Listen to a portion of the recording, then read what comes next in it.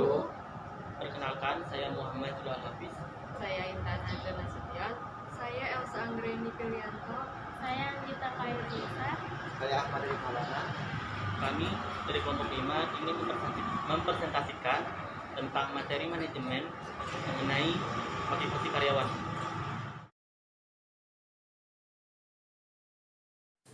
Yang pertama ada pengertian motivasi. Motivasi mendefinisikan sebagai dorongan, yaitu dorongan merupakan gerak jiwa dan perilaku seseorang dalam berbuat. Motif juga dapat dikatakan sebagai suatu driving force, yang artinya sesuatu yang dapat menggerakkan manusia untuk melakukan tindakan atau perilaku yang di dalamnya tindakan tersebut terdapat tujuan tertentu. Ada beberapa pendekatan mengenai motivasi. Yang pertama adalah pendekatan tradisional. Menurut pendekatan ini, motivasi seseorang didorong oleh keinginannya untuk memperoleh gaji. Yang kedua, pendekatan hubungan manusiawi. Pendekatan ini mengatakan bahwa motivasi seseorang didorong oleh keinginannya untuk berinteraksi dengan orang lain. Dan yang terakhir ada pendekatan human resource manajemen. Pendekatan ini mengatakan kepentingan karyawan untuk diperhitungkan. Memahami kebutuhan karyawan dikelompokkan menjadi tiga macam, yaitu yang pertama kebutuhan berprestasi, need for achievement. Yang kedua kebutuhan untuk berfasilitasi dengan orang lain. Yang ketiga kebutuhan akan berkuasa, need for power. Need for achievement sebagai kebutuhan untuk dapat mencapai sesuatu atau prestasi dengan memperlihatkan usaha yang gigih. Individu dengan dominasi kebutuhan ini umumnya memiliki karakteristik pantang menyerah dalam mencapai tujuan, memiliki rasa tanggung jawab, dan menyenangi tugas-tugas yang menantang.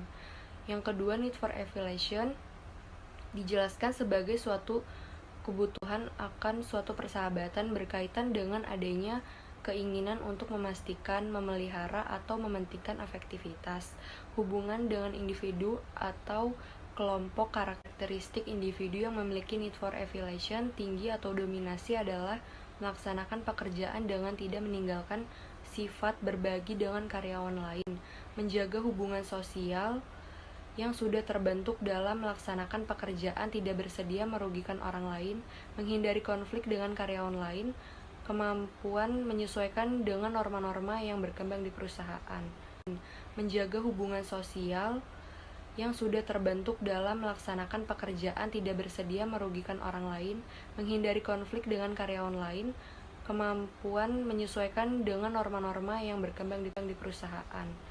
Yang ketiga, need for power dijelaskan demikian berkaitan dengan sarana kekuasaan yang digunakan untuk mencapai tujuan-tujuan ekonomi. Karakteristik individu dengan dominasi need for power berusaha keras melakukan pekerjaan dengan sebaik-baiknya, menyenangi persaingan dalam bekerja, dan bersedia menempuh resiko dalam menyelesaikan pekerjaannya. Selain itu, berikut adalah beberapa hal yang diekspektasikan oleh karyawan. Yang A, review. Karyawan menginginkan feedback atau review secara reguler dan jujur dari atasannya. Jika dilakukan dengan cara yang tepat, review akan memotivasi karyawan untuk bekerja lebih baik sehingga mereka bisa menjadi lebih berharga bagi perusahaan.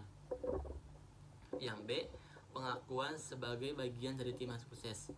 Karyawan tidak selalu mengharapkan penghargaan dalam bentuk uang, tetapi mereka mengharapkan pengakuan terhadap prestasi individu atau grup. Setiap orang ingin menjadi bagian dari organisasi atau grup yang sukses. Hal itu adalah hal yang penting bagi perusahaan untuk menetapkan tujuan dan merayakan keberhasilan dan dari pencapaian tujuan tersebut secara berkelanjutan. Yang C, kebijakan yang adil dan merata. Sementara karyawan umumnya mencari kesepakatan terbaik yang bisa mereka dapatkan dari perusahaan. Mereka tampaknya lebih peduli bahwa kebijakan tersebut harus adil. Yang dimaksud adil di sini adalah kebijakan tersebut harus berlaku untuk setiap orang dalam perusahaan, baik bagi bawahannya maupun atasannya. Yang D, lingkungan kerja yang nyaman. Sementara karyawan menginginkan kantor yang mewah, peralatan baru, dan software komputer yang terbaru.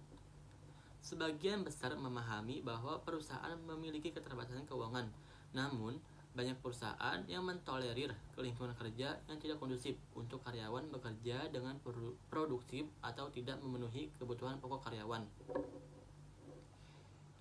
Yang empowerment.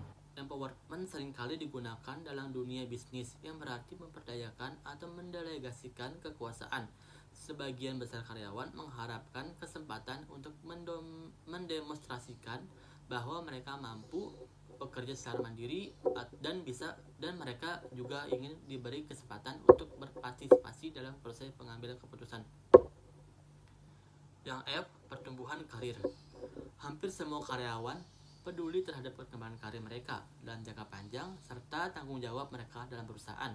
Setiap perusahaan yang mampu menunjukkan karyawan bagaimana mereka dapat bergerak naik dari waktu ke waktu dalam hal tanggung jawab, posisi dan gaji jauh lebih mungkin untuk mempertahankan karyawan yang baik.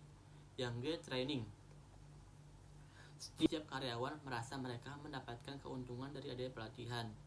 Terus yang H, kualitas hidup. Salah satu contoh perusahaan yang sangat mementingkan karyawan adalah Google. Karena bagi Google, karyawan merupakan prioritas nomor satu perusahaan teknologi raksasa ini. Untuk mendorong produktivitas karyawannya, Google membangun lingkungan kerja yang menyenangkan di kantornya dengan fasilitas yang lengkap. Hal ini dimaksudkan agar karyawan bisa lebih santai, senang, dan nyaman dalam bekerja. Lingkungan yang menyenangkan ini juga dapat memicu karyawan untuk berinovasi dan berekspresi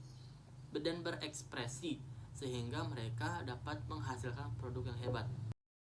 Selanjutnya, cara manajer memotivasi karyawan. Yang pertama, menjadi pendengar yang baik. Seorang manajer harus mampu memberikan saran dan mendengar keluh kesah para karyawannya dan memberi masukan yang baik. Yang kedua, mengarahkan karir karyawan. Yang ketiga, menciptakan atmosfer kerja yang menyenangkan, menciptakan suasana yang menyenangkan. Yang keempat, menerapkan program reward. Apabila karyawan yang mencapai target, harusnya diberi bonus.